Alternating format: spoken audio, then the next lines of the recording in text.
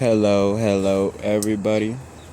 I wanted to get into this concept of futuristic cities and how essentially they've already hinted at what cities in the future might look like, how they might operate, etc. But pretty much, if you look at the technology that'll be implemented into these future cities, if you look at the way it'll operate, it'll be pretty much a completely different world.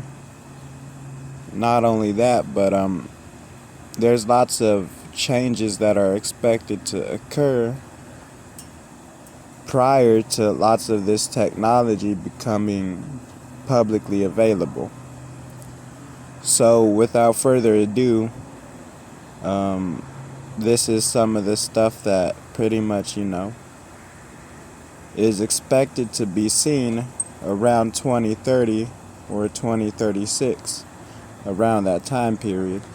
And what's crazy is in majority of depictions of the future, we see lots of this white chrome-like material, and it appears to be very reflective. I'll get into why that's important in a bit, but as you can see from lots of this imagery, you can even look at the coastlines, and there's something very different about them. Or you can look at the architecture, that surrounds these futuristic cities, and they're even actually building a city in a Middle Eastern country, I believe. It's called the Wall. Maybe I can put up some footage of that right now. But basically, the Wall is a mega city, and this futuristic mega city is one of the ones that they want completed by 2030.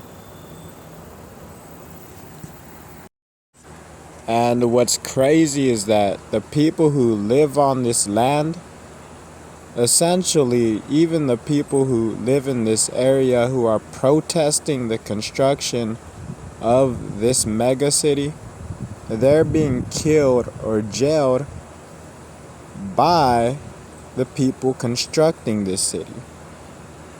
Which makes you wonder, are their intentions really all that great? But anyways, as you can see, there's been a lot of footage from this mega city called the Wall, or my bad, the Line, not the Wall, but the Line, because it's a huge 20-meter wide line. Now I'm going to play this video about, the line. I want all of you to, just enjoy it, just watch it, and learn what you can from it about the future of the architecture of our cities. So without further ado, I hope you enjoy the video.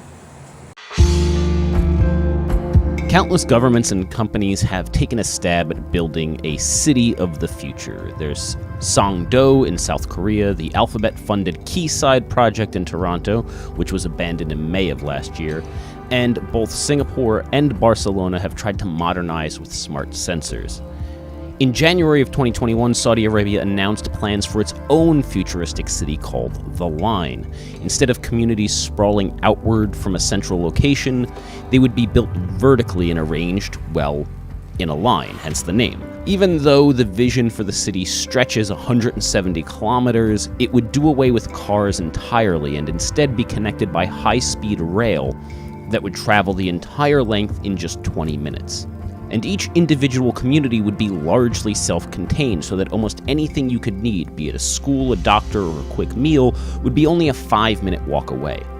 The government says the line will run on 100% clean energy and make extensive use of sensors and AI to manage the city's services. And all of this is supposed to be nestled in the pristine natural landscape of the Tabuk province with minimal impact on the environment.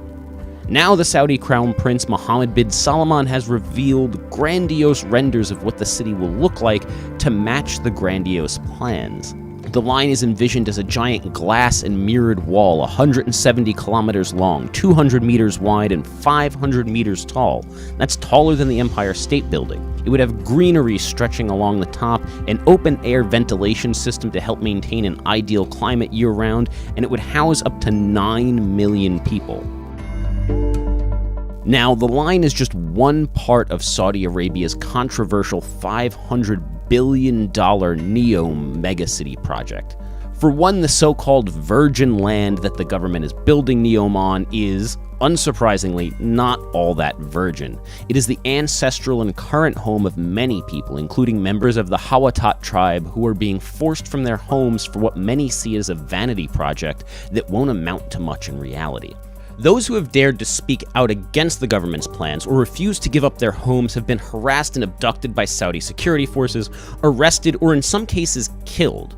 For example, Abdul Rahim al-Hawati, a prominent Hawatat activist, was killed by police in April of 2020 after posting videos on social media trying to raise awareness of the forced displacement. All of this controversy has even led to some commercial partners pulling out of deals, like Riot Games, which had signed on NEOM to sponsor the League of Legends European Championship. Backlash from the gaming community caused that to quickly unravel. Now, even if NEOM is eventually built and lives up to its lofty promises, there will still be plenty of more cause for concern. The line is expected to be loaded with countless sensors, cameras, and facial recognition technology that, in such a confined space, could push government surveillance to almost unthinkable levels. Now, that would be troubling in any nation, but in a country like Saudi Arabia, where homosexuality is outlawed, LGBTQ people are persecuted, and women hold almost no rights, it's downright terrifying.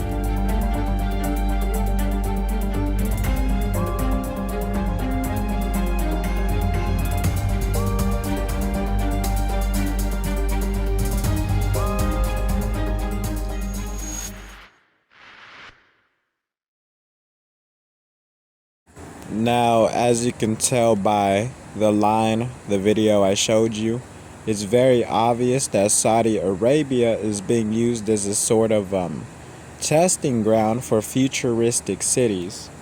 And yeah, the video even sort of hints towards that at the end.